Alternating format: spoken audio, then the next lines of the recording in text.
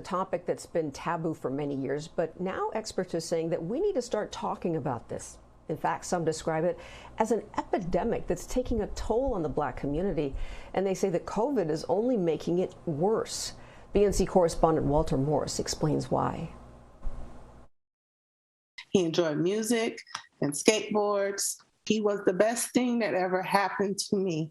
Jamal Clay was known as a good kid and a natural leader who cared deeply for others. He's been gone for more than a year now, and understandably, his mother, Maxie, says she misses him every day. The responsibility of a mother, he made such an enjoyable thing.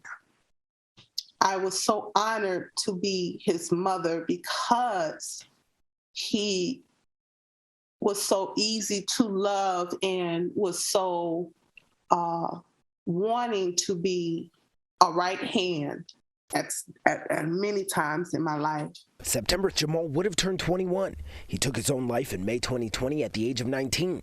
Months later, his mother, who's a licensed social worker in Chicago, is still trying to make sense of the tragedy. It's almost equivalent to a roller coaster. It's hard because you don't know if you should say I have two children or one. When I speak of him, I feel that he is still, in presence, and I wear him every single day and will. Quiet as it's kept, unfortunately, stories like Jamal's are more common than you might think, and experts say suicides in Black and brown communities are climbing at alarming rates. This is an immediate and urgent issue for our community. We have to be comfortable talking about suicide. We have to intervene. Our kids are dying daily, and something has to be done. Dr. Sonia Richardson specializes in Black mental health and suicide prevention.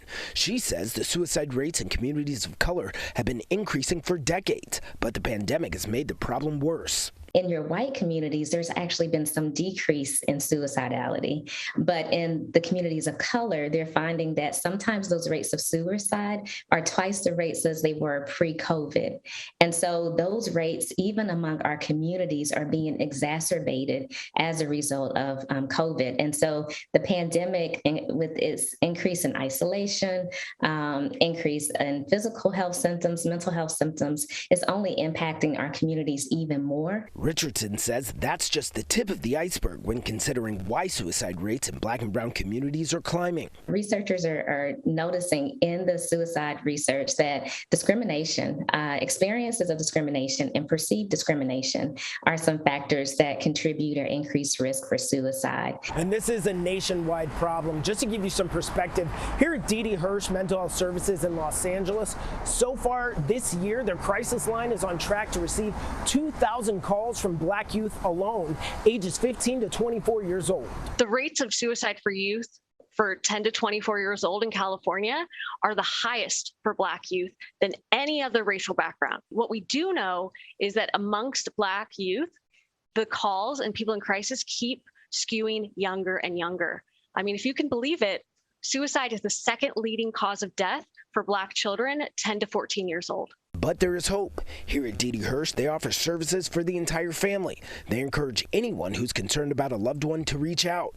And experts say if you are worried about someone, the best place to start is with a conversation. Ask the person, are you okay? Have you had thoughts of harming yourself? It's okay to ask. So we first have to ask the question. As for Maxie, she's turning her pain into purpose. And how sensitive this subject is, and people still want to know, but then want to stay away from it enough. She started the nonprofit Soul Survivors of Chicago, championing mental health awareness through the sole of every shoe to keep Jamal's name alive. And I said, wouldn't it be great if I can give his shoe away to someone gifted, with the understanding that you're getting a shoe of someone who will not be able to have their first date or their first jump shot, or maybe even meet their new wife or husband. So far, they've partnered with several organizations to help the formerly incarcerated. They've released multiple PSAs and a documentary about suicide prevention and offer financial support for those impacted by suicide and violence.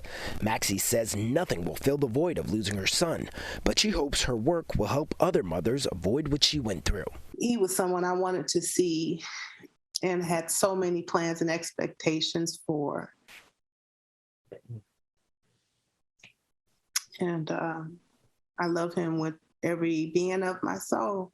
Walter Morris for BNC.